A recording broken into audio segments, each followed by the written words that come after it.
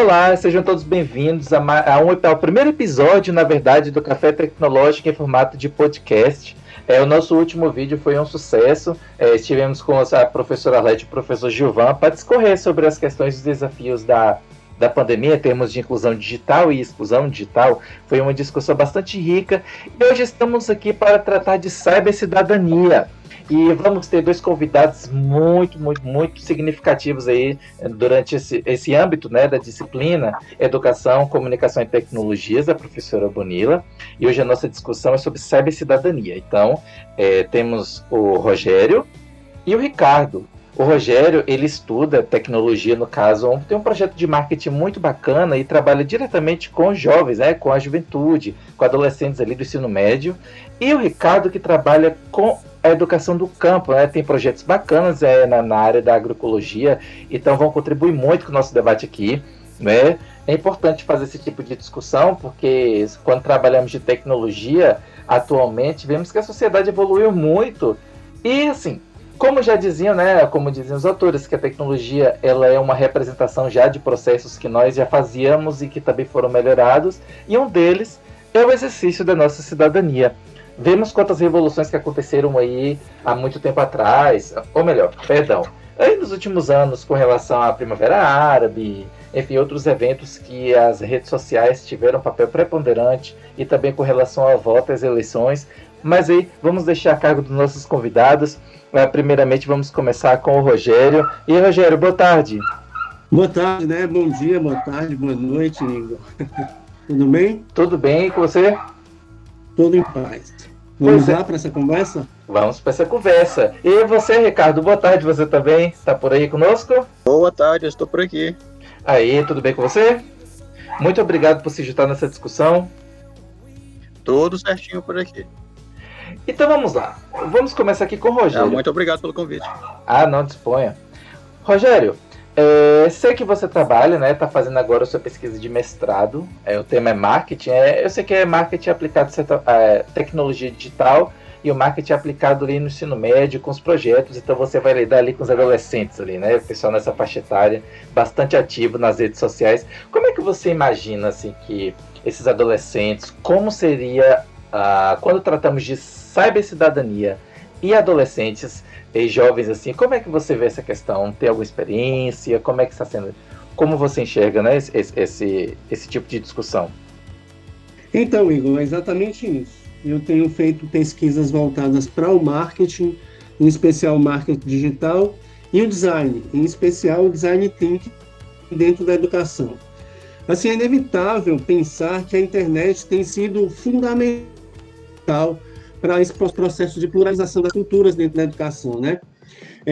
Fazendo com que as informações, os conhecimentos se tornem democráticos, que é uma das grandes intenções da educação, né? Que tanto a gente discute nos debates e nas discussões aí em torno da educação. Esse processo dentro da cidadania, ele é fundamental, uma vez que as tecnologias digitais elas estão completamente inseridas na vida dos adolescentes e dos jovens.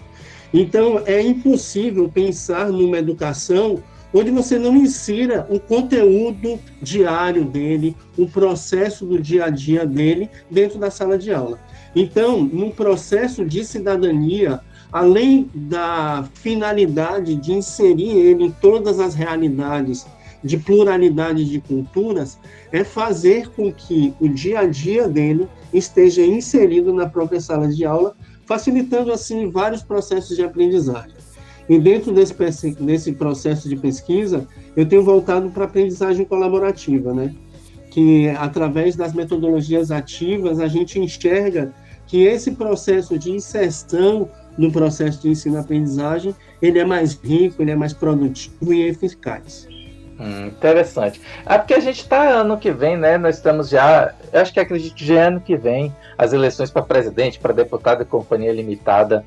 Você acha assim que tem assim, um potencial grande, né, para essa juventude participar, atuar positivamente para a gente modificar o quadro? Pergunto isso porque nos Estados Unidos teve bastante participação da juventude na transição de poder e também lá no Chile, que houveram protestos muito intensos e as redes sociais foram um fator preponderante para juntar essa galera assim e falar, vamos e modificar a realidade do país. Como é que você vê isso com relação ao público que você trabalha e que você pesquisa? Então, infelizmente nós estamos vivendo um momento muito difícil, né? Um momento muito difícil não somente na saúde, por questões desse cenário do coronavírus, por negações por partes políticas, mas também negações com relação à própria educação. Só contextualizando um pouco politicamente, nós vivemos uma intenção de um neoliberalismo de fazer com que o governo ele tenha uma interferência menor com relação à educação.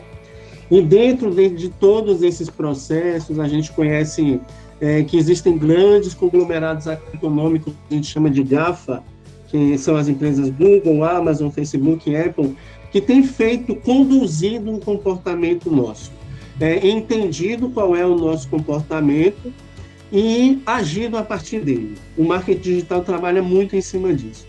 Então é fundamental, é fundante a ideia de que os adolescentes eles precisam entender esses processos, entender que eles são agentes ativos e definidores para esses processos, principalmente no processo de crítica ao que está sendo apresentado para eles. Além da riqueza que a internet fornece de acesso às informações, nós temos também a possibilidade desses adolescentes estarem em trocas entre eles e entre os professores também. E esse acaba sendo uma das principais objetivos do processo educacional.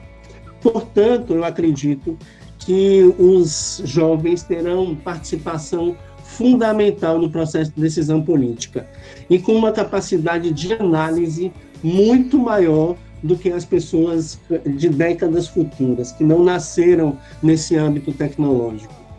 Eu concordo com você, e ainda mais, né, porque sabemos que tem uma parcela do público aí jovem que não vota, que é o melhor, que o voto é opcional, né, 16 anos, mas eu acho que seria um bom momento para a gente angariar essa juventude, não é? E você, Rick? Igor, dentro dos meus processos de marketing, eu trabalhei muito tempo com marketing político também, trabalho com marketing político há quase 10 anos, e o público jovem ele sempre foi esquecido. E eu participei da última eleição do marketing político, na última eleição de prefeitos e vereadores. E um dos principais focos foi o público jovem. Então, nós desenvolvemos muitas campanhas voltadas para o público jovem, coisa que eu não vi em nenhuma campanha anterior. Então, vou esperar que o ano que vem façam isso, que seja a favor da educação, não é? Esperamos. Ricardo, esperamos. E aí, companheiro Ricardo, tudo bem, querido? Você trabalha com a educação do campo, com a agroecologia, eu sei até que tem projetos de capacitação e tal. Como você imagina quando a gente fala homem do campo, mulher do campo, jovem do campo, e cidadania? O que você pensa? O que você teria a contribuir conosco? Bom, aí é uma conversa que precisa seguir em duas direções que não são opostas, mas que são paralelas e extremamente necessárias uma da outra, né? Nós temos uma questão, de um lado, cidadania, e do outro, tecnologia, que é o tema desse podcast de hoje. Então, do lado da cidadania, nós temos que pensar em acesso. Como é o acesso à tecnologia no campo? Aquele site do INEP, que faz parte do Portal da Transparência, ele nos diz, por exemplo, que 11% das escolas que estão no campo não têm acesso à eletricidade. Inclusive eu lembro que... Quando a gente que... diz 11%, parece ser um número razoável, né? Sim. Eu lembro que no site lá tem, inclusive, a quantidade de laboratórios. Representa... Sim. A quantidade de laboratórios também é ínfima, né? Olha só, se 11% das escolas... são todos dados interessantes nesse sentido, porque se 11% não tem eletricidade, isso significa que são 6.107 escolas do campo sem eletricidade. Você consegue imaginar isso para nós que moramos aqui na cidade, na área urbana? É parece ser um número absurdo. ou um número de muitos anos atrás, mas esses dados são de 2020. Além disso, 55% das escolas do campo não têm internet, que já é um número assustador. E dessa forma, 69% das escolas nem imaginam o que é banda larga, que é uma internet com um acesso um pouco mais rápido para que a gente possa assistir vídeos, material multimídia, que é uma coisa muito importante na escola.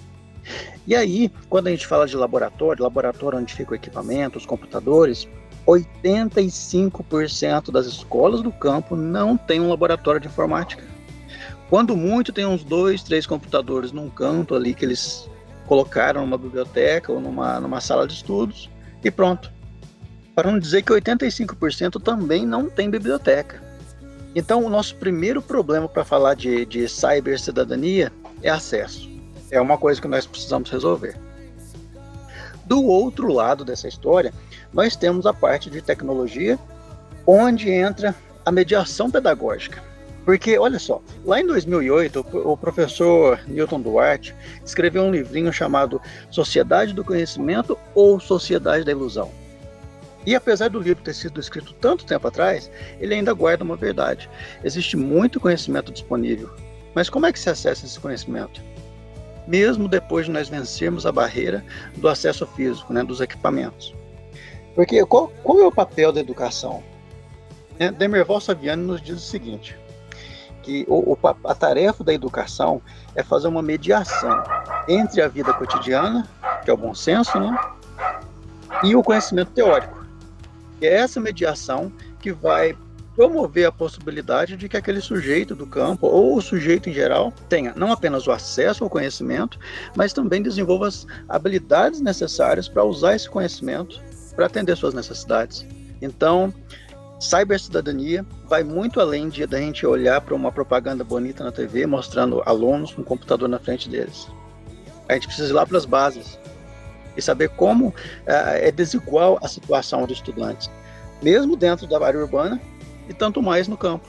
É uma situação complexa. Eu lembro que fizemos essa discussão também, né, sobre inclusão digital e como isso tem um papel preponderante.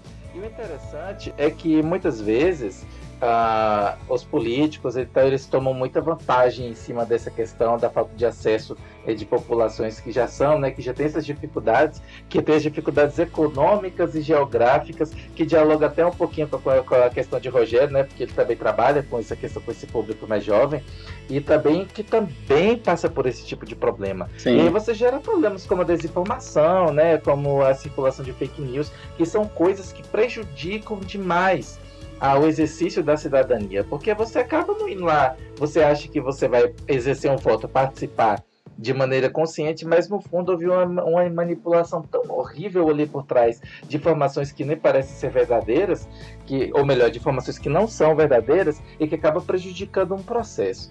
E no caso, como é que, assim, quando a gente fala sobre campo, sobre esses estudos em relação às áreas rurais da cidade, às áreas do campo, perdão, aqui da cidade, aqui ao redor, do Brasil como um todo, como você enxerga nesse quadro para a próxima eleição do ano que vem, né, que estamos já nos aproximando, tá um pouquinho de distância. Como você enxerga isso? Como você vê a preponderância, ou melhor, como essa discussão se insere dentro desse quadro? Bom, nesse ponto, o que nós temos que perceber é que com a pandemia a situação se agravou. O acesso à informação continua dificultado, o acesso à renda ficou muito mais dificultado, e o processo de manipulação dessas pessoas vai se intensificar, exatamente porque elas estão fragilizadas. E sem acesso a um conhecimento, a possibilidade de interagirem com esse acúmulo científico que nós temos, fica muito fácil trabalhar na intenção de uma linha ou de outra de pensamento. Entendo, compreendo profundamente. Ô Igor. Oi. Posso intervir aí nesse claro, momento? Deve. Então, eu acho assim, essa pontuação de Ricardo fundamental. Assim. É muito importante que a gente coloque os nossos olhares sobre essas questões da dificuldade de acesso, das pessoas que não somente não têm acesso no celular, não têm computadores, mas que a internet não chega até elas, ou quando chega é muito lenta, essa questão da da velocidade da internet, ela tem sido um domínio de poder, né? Até para vídeos, enfim. Mas, assim, eu sou muito otimista com relação a isso. Eu acho que a gente vivencia um processo evolutivo. E eu trago esse otimismo de Pierre Levy, né? Pierre Levy tem algumas entrevistas que ele fala sobre isso. Ele faz algumas comparações, por exemplo, ele fala que a abolição da escravatura, ela aconteceu há somente 130 anos atrás. Imagina quão recente isso é e quanto a gente já vem evoluindo. O processo de inserção das mulheres no mercado de trabalho, hoje em dia é uma realidade, com suas deficiências, evidentemente, mas é um processo evolutivo. E com relação a isso, de acessos, eu sou extremamente otimista mesmo. Então, eu realmente estava pensando nisso. Eu acredito que os últimos anos eles têm sido aqui, né, para a gente se encaminhar para o final aqui. Nós estamos vendo que tem havido movimento, né, de contraposição. Eu acredito que novos grupos políticos eles também têm descoberto essas questões. Por exemplo, no ano passado, o Boulos fez a candidatura dele, fez uma live na candidatura, jogando um jogo chamado Among Us, que eu achei genial, ainda mais para angariar a juventude e tal, para votar. E eu acredito que somente através disso, da gente se empoderar dessas ferramentas, jovens, homem do campo, mulher do campo, esses grupos que são, de certa forma, como você já disse, esquecidos aí do poder público, então das ações de marketing de grupos políticos, que eles possam se integrar para a gente tentar modificar a nossa realidade. Por hora, muito obrigado a vocês pela participação, obrigado, Rick, por ter colaborado com essa discussão, e você também, Rogério, né, com bastante conhecimento aí. E eu espero que vocês estejam aqui em breve em mais um podcast do Café Tecnológico. Muito obrigado. Gostaria de deixar alguma palavrinha? Sim. Foi um prazer, eu agradeço. Estou completamente à disposição. Quero só complementar, assim, minha área do marketing e do design, eu tenho conseguido enxergar grandes conexões entre essas duas áreas e a educação. Acredito que é necessário juntar forças para poder se defender de grandes ataques que a escola pública, que a universidade pública tem sofrido. E eu tenho me colocado o meu conhecimento do marketing design, que até então foi direcionado para o setor privado, em prol, em detrimento da educação pública do nosso país. Um grande abraço e eu agradeço profundamente a Igor e a Ricardo. E Rick, mais alguma coisinha? Não, só agradecer mesmo pela oportunidade e estamos à disposição. Ok, então encerro esse podcast aqui. Até o próximo episódio, pessoal. Um abraço.